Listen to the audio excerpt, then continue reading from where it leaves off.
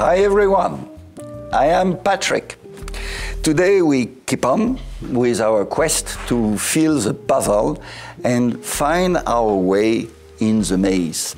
Once upon a time, only one tutorial would have been enough to deal with the players at stake.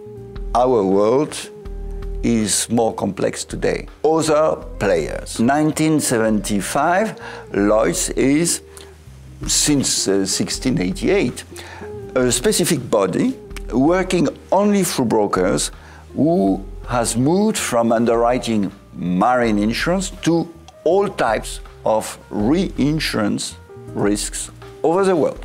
The fame and position is unique, with 7,666 registered underwriters writing any kind of risk with fund providers, the names, committing their assets without limits. Those were the days, with a corporation of white men in dark, as shown in this photo, showing the board members at that time. Today, Lloyd's has dramatically changed, overcoming dangers of bankruptcy, following ensuing losses in 91, 500 million pounds, 92, 2 billion pounds, 93, 2.3 billion pounds. LMX crisis due to Piper Alpha, property cats, asbestos and environment losses. In 96, the newly formed Equitas took over 92 and past liabilities, which Lloyd's could not close, allowing for a new Lloyd's. 2001 was, following September 11th, another major threat. Today, hardly 100 names with unlimited commitment remain. No new one is allowed to join on this basis. 3,000 names stay with capped liability, about 15% of Lloyd's capacity. There has been a concentration of syndicates, about 80, down from around 400. The weaker, worse performing disappear. The remaining ones are bigger and stronger. Lloyd's is under tighter than ever control of the central body. Underwriting, results, solvency.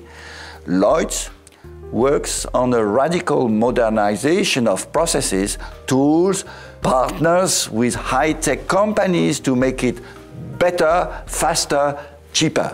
The old prehistoric reinsurance animal Lloyd's will, unlike the monster of the past, you can only see the bones of in museum, enjoy a strong revival.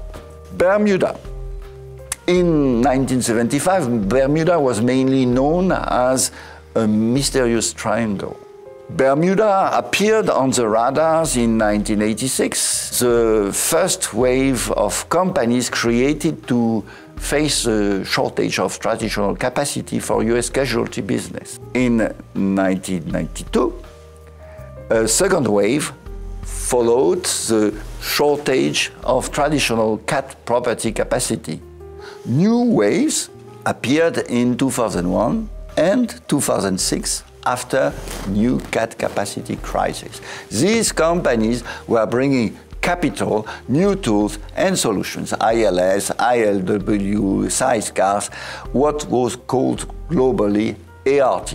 Today, successful Bermuda is a decisive player in all aspects of reinsurance. Thousands of captives, insurance and reinsurance companies, dedicated ART, legacy companies, 42% of Lloyd's capacity, 36% of global cat capacity, and $124 billion of global capital. Tomorrow, Singapore, the new Bermuda, parallel to the shift to Asia of the world economic power and global insurance industry, Singapore has entered the race as a financial hub with fiscal advantages for ALS. Singapore invests in financial services, forecast to hire 3,000 to 4,000 employees yearly. Hong Kong tries to be an alternative,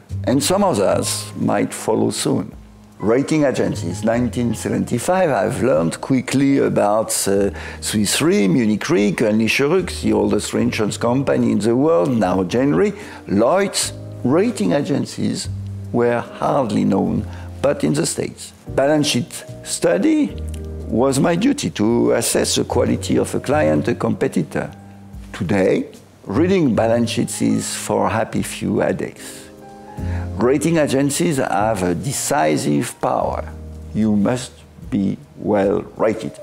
Any change down by one notch in your rating is a potential threat on your book of business relationships, whatever the good links you may have built over years.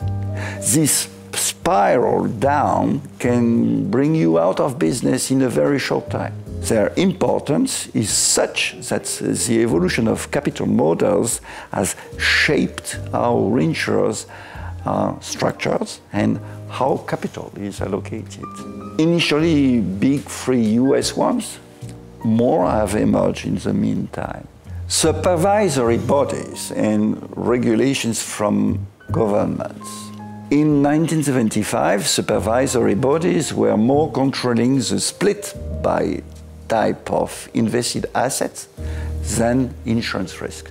Solvency I rules applied were quite basic. Control of reinsurers, if any, was not sophisticated, allowing creation of crook companies. Daiichi Mutual Re, Kobe Re, Reinsurance International by nature, could develop over the world along with globalization without too much of trade barriers. Today, trade barriers have increased a lot, adding cost for reinsurance companies. Supervision has improved to a high standard, although not yet everywhere. Emergence of new risks, increase of volatility of others lead to continuous adaptations of supervisory body who control both sides of the balance sheets. Control of reinsurance companies is tighter and now include ESG compliance, a major factor for both controlling authorities and rating agencies. A difficulty between fiscal authorities and supervisory bodies remains. Technical reserves have to be prudent to protect the insured, but not oversized to avoid taxes on profits. Nota bene, frontings. Increased regulations, solvency requirements, obstacle to outside penetrations have led to the development of fronting arrangements to bypass these rules. It produces fees for the fronting companies, gives them additional growth capacity, allowing required market capacity to be completed, and allows players to keep on working and diversifying their book. It may also be felt as an artificial obstacle to the adequate pricing of risks. Modeling companies, 1975, not on the map. My reinsurance teachers did not tell me about models. I have not found the term model in the famous book, Reinsurance and Principles from Dr. Gerhard Towol, CEO from Munich Re, published in 1982. There was awareness about exposures, control of these, PMLs, but hardly anything more. Since then, Karen Clark created the first modeling agency AIR, now Verisk, in 1987. A string of cat losses from 1988 to 1992 gave a push for this approach with the creation in 1989 of RMS, just taken over by Moody's, and in 1994 of Equicat, now CoreLogic. Today, modeling companies are costly but a necessary integral part of our industry. Modeling companies face competition from dedicated teams of brokers and reinsurers. Market loss estimates are swiftly produced by competing cat modelers with wide differences, casting sometimes a doubt on their reliability. Pricing of risk and treaties requires exposure data, modeling information. Every year, new models and updated ones are developed. Unmodeled events happened. Others appeared not modeled accurately. Models, a necessity for risk carriers, including investors.